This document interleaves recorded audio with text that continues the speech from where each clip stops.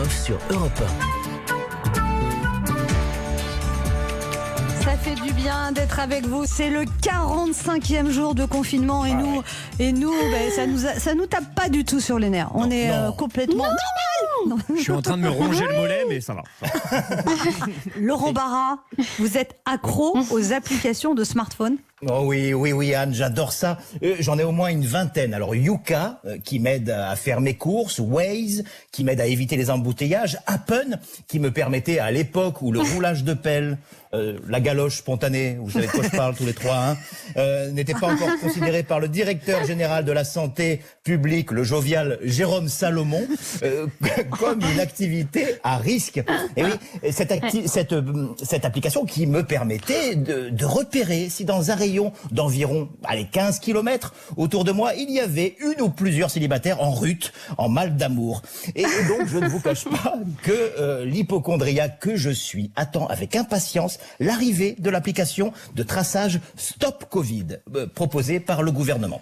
Alors, on ne sait pas trop, pour être honnête, comment elle va fonctionner, cette application, mais ça serait quand même sympa que malgré la gravité de la situation, elle soit ludique, voire musicale, genre quelqu'un qui monte dans un bus, il est porteur asymptomatique du virus, du coup son smartphone prévient les autres passagers en musique. Je suis malade. Quelle bonne idée. Eh oui, fallait me le demander. Et attends, pourquoi on m'a pas consulté? Non, on peut tout imaginer, forcément, vu qu'on sait encore rien sur cette application. Moi, j'attendais qu'Édouard Philippe, lors de son discours à l'Assemblée nationale, approfondisse un peu le sujet, mais il avait pas l'air vraiment de bien maîtriser le dossier. Alors,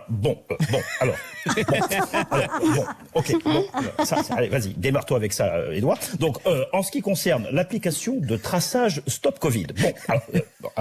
Effectivement, c'est très simple. Vous prenez, prenez votre livre de mathématiques, page 24. Problème. Si X, qui est négatif, croise Y, qui lui est positif. Vous voyez, c'est simple. Si tout marche comme prévu, il en sera informé si, et seulement si, il dispose de la 4G. Alors, question, est-ce que Stop Covid fonctionnera dans le métro? Vous avez jusqu'au 11 mai pour m'en expliquer, bien évidemment, toutes les modalités. Et oui, le métro, ça, c'est le grand point d'interrogation.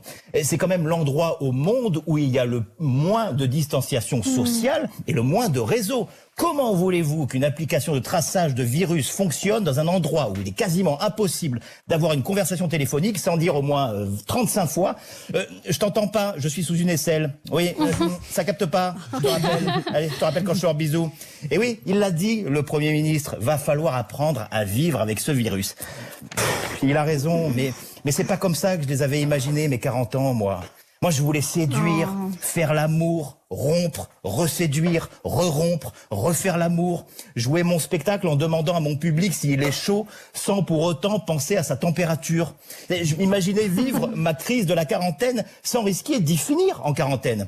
Alors bref, jusqu'au 11 mai, restons chez nous. Car avec ou sans traçage numérique, il faudra aborder ce déconfinement avec la plus grande des applications. Voilà une belle conclusion que n'aurait pas renié Édouard Philippe. On se retrouve dans quelques instants sur Europe 1 avec Ben H, Laurent Barra, Christine Béroux et notre invité, le docteur Laurence Plumet, médecin nutritionniste et auteur du livre Le monde merveilleux du gras, tout sur ces rondeurs qui nous habitent, paru aux éditions Erol.